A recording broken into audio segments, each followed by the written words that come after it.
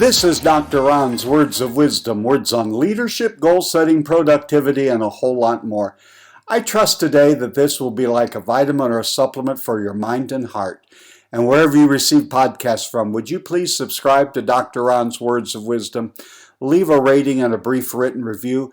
It will enable other excellent people just like you to be able to locate this podcast. Thanks for tuning in today.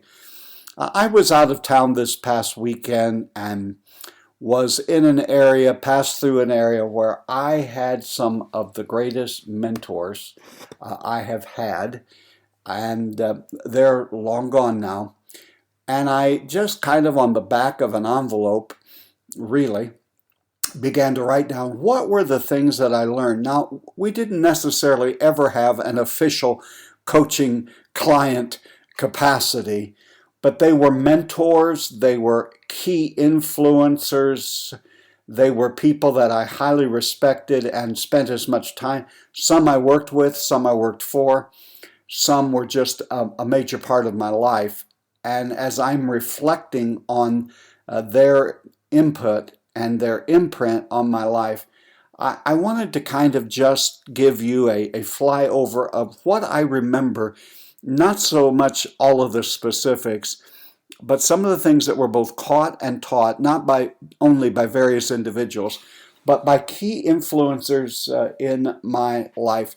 One of the very first things that, and I'm going to just call all of them coach, we never had with any, or I never had with any of these, an official coaching relationship. I was not their protege necessarily, but that's how I view the impact that they've had on my life, as they were kind of coaches, mentors, better than a friend, someone I could really count on and who I knew had my best interest at heart, who really cared about me and was interested in only the best for me. I think as I reflect on these folks, one of the first things that comes to mind is they reinforced a principle, and actually the principle is a Bible verse.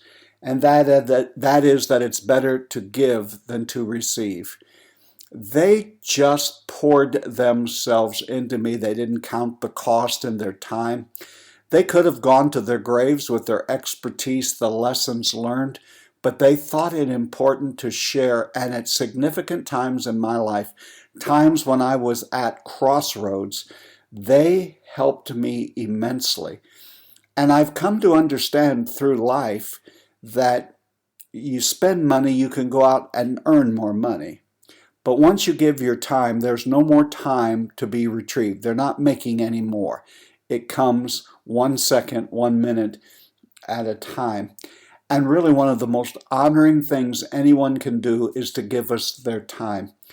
And for those of you listening who are experienced, I was going to say older, but experienced, one of the things we need to be wondering about and thinking about and planning for is the fact that we have a lot of knowledge. Some of you who have worked in corporations or not-for-profits, you have a lot of institutional memory. It would be a crying shame if you went to the great beyond with all of that knowledge. Find 2 or 3 or 4 younger people who are willing to spend time with you. And I don't mean just trying to set them straight and to tell them what you know, but in small bite-sized doses to kind of share with them some things you have learned. And one of the ways you can tell them that you learned is through the School of Hard Knocks. Failure was one of my better teachers, after all. But I am indebted today to those coaches, those people, those mentors who invested freely of their time and answered my questions and never made me feel that they were too busy or that I was a bother. And I'm praying in these days that I can return that favor to the next generation. I can pass the baton. I was just recently at a congregation's 100th anniversary, a place I'd pastored years ago, and was asked to speak. And they began the service by some of the older members of the church marching across the platform with a baton and then passing it on to someone else till they got to the other side of the platform, and it was a small child And maybe that's what really spurred me on to thinking this way. Who am I consciously, conscientiously passing on the things that I have learned that I might be able to help someone else?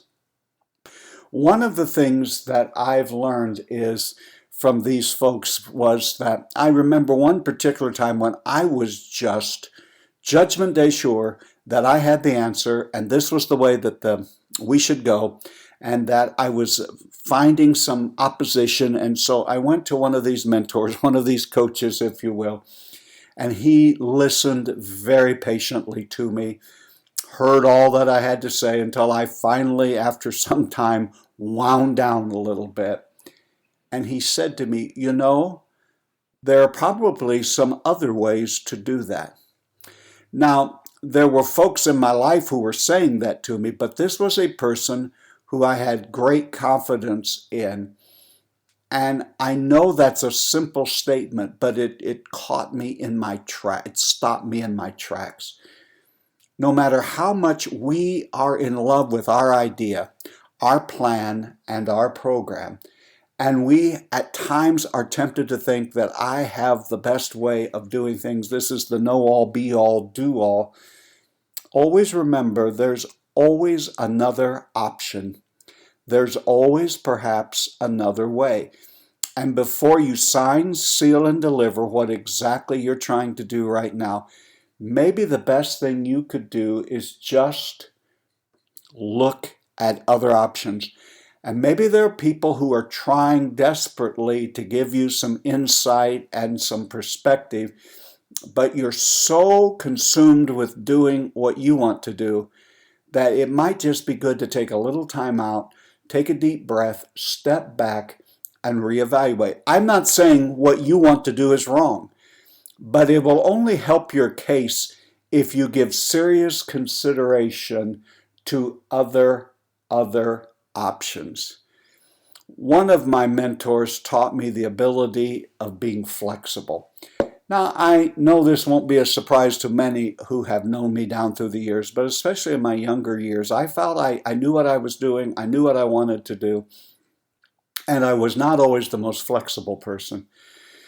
The same person who told me there might be other ways of doing it, or have I thought about, or have I looked at, I think that's one of the greatest things a coach or a mentor can say to anyone. Have you thought about?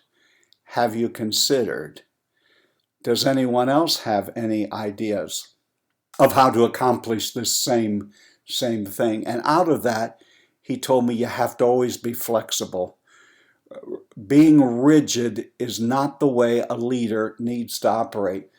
We have to be flexible, but we don't have all of the information today. We don't have all of the things that, or rather to say, we don't have perfect knowledge. So you have to be flexible. One of the other things that happened in having mentors, and as I'm calling them today, coaches, was they taught me that it is okay to ask for help.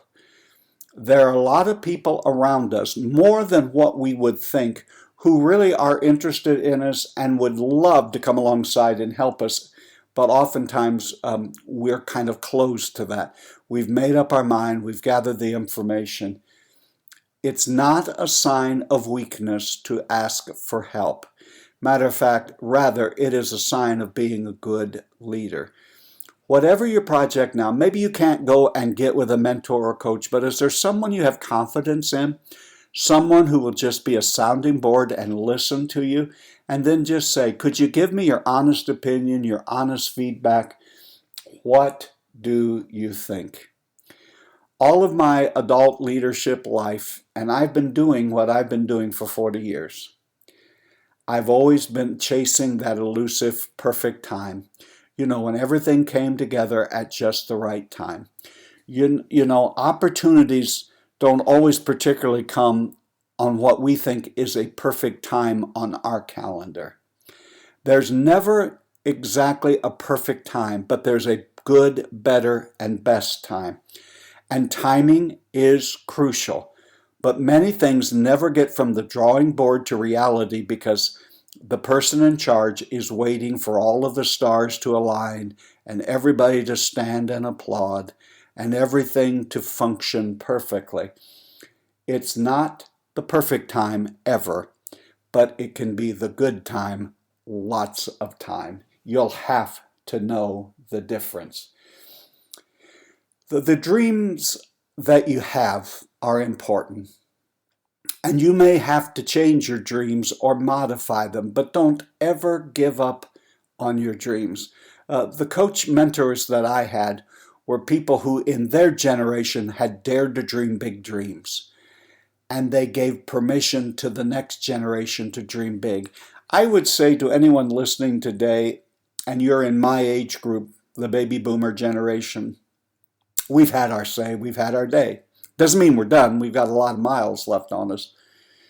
But one of the greatest gifts that we could give to anyone is to empower the next generation, and not just empower them, cheer them on, encourage them. Give them quiet counsel behind the scenes, not an I told you so or what do you think you're doing, but an atta girl, atta boy, I'm proud of you. You are doing a great action.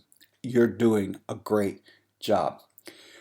One mentor that I had told me, just go and ask that person for that. Go ask that person to give this amount. Go ask that person to take over this. Go ask. And in those days, I don't know why I was somewhat fearful of asking.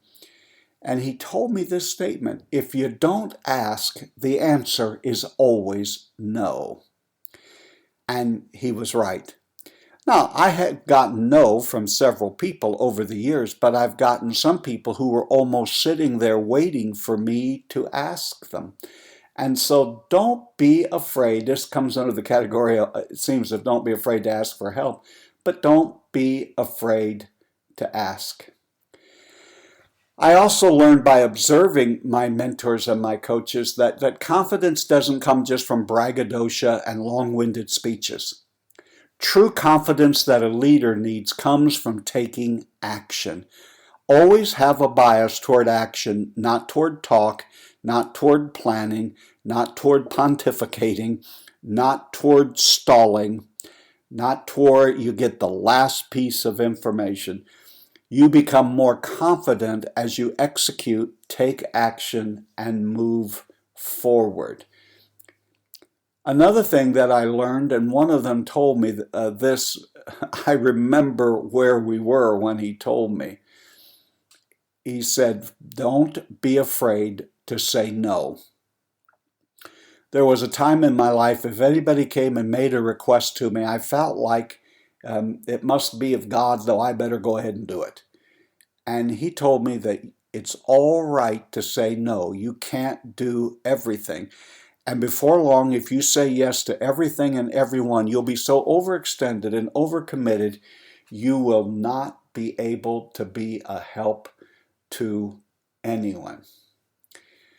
I also learned through these mentors and coaches that failure, which at the time it happens, can seem so devastating and such unbelievable setbacks, but oftentimes it's a blessing in disguise. The times I have learned the most and I have grown the most have not been when I've had victories. They've been in the valleys where I wondered if I was ever going to make it. I had one mentor early on in my life who I didn't listen to his message until he was gone and just a few years ago, and that is you got to take care of yourself physically. There's no substitute for good health. Spiritual life is wonderful, mental life, these are all essential, but so is your physical health, and quit abusing your body. Exercise, eat right, do those things. The last lesson that I want to really talk about is that every one of these coaches, every one of these mentors, every one of these colleagues of mine who came alongside my life in crucial times, they were all people of gratitude. They were thankful for small things to the large things. Gratitude seems to be a cure for a lot of things. You're feeling blue today, just start reaching out and encouraging someone.